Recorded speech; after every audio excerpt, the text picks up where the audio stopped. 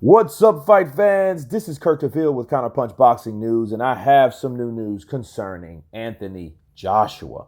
Anthony Joshua may lose the WBO IBF belts. Okay.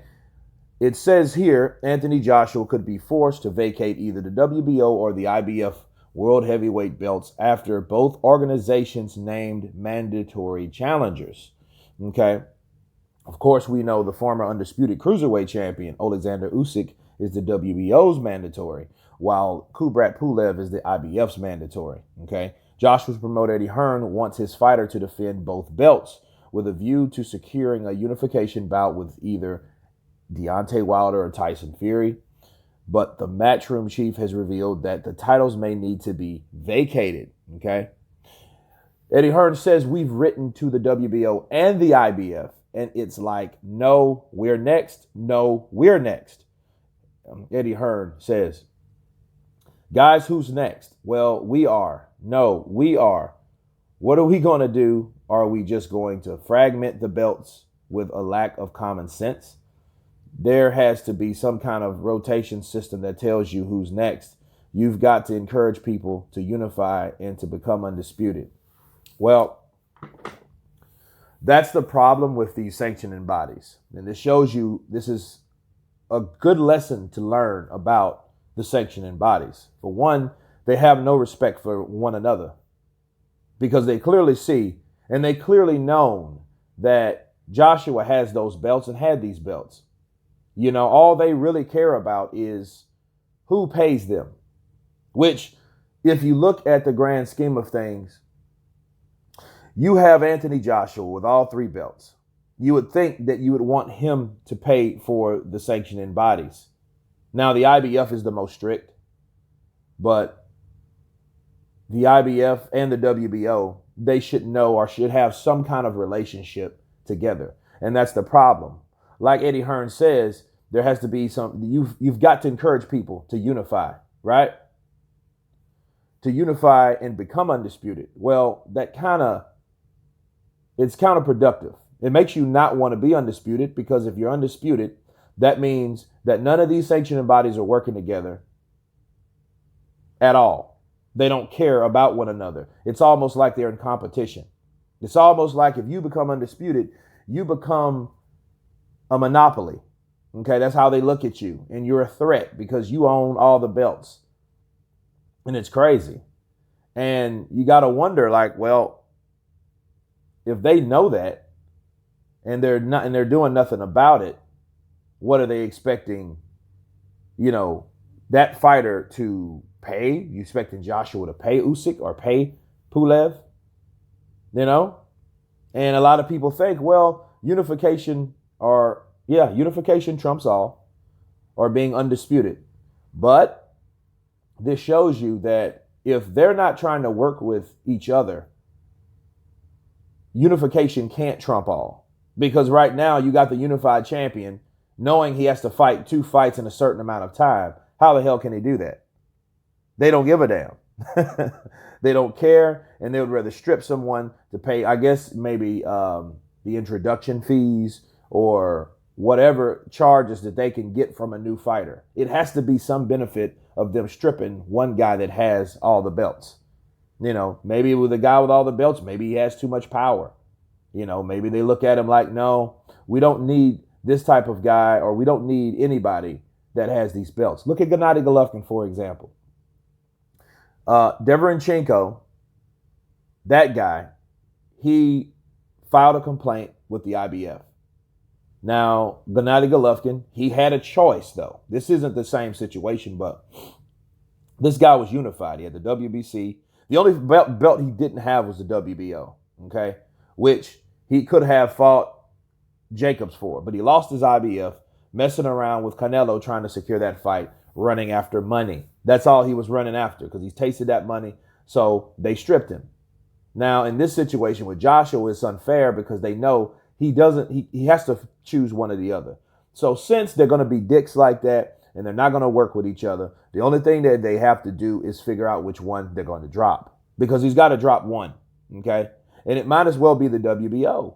I mean, I've been saying this the whole time. The moment I found out that the IBF and the WBO are up at the same time, he can't hold both. Okay? He can't hold both. He can't defend both at the same time. Right? So I would suggest he goes for the IBF because they'll strip him first. Then plus you have Kubrat Pulev. He was longer. And then he's a top ranked fighter. So he has to pay this guy, get this guy out of the way. And then it'll show a relationship between Eddie Hearn once again and Bob Arum. You know, those guys have worked together before, Luke Campbell and Lomachenko. You know, so they have a working relationship. Bob Arum pops shit off. He talks a lot about Eddie Hearn. You know, it might just be envy or jealousy or something along those lines. But, you know, that can work, you know. And Pulev, I think he needs a last money fight because I don't think that he'll get an opportunity next. So if they do strip him and he gets the IBF belt, I mean, what would he gain?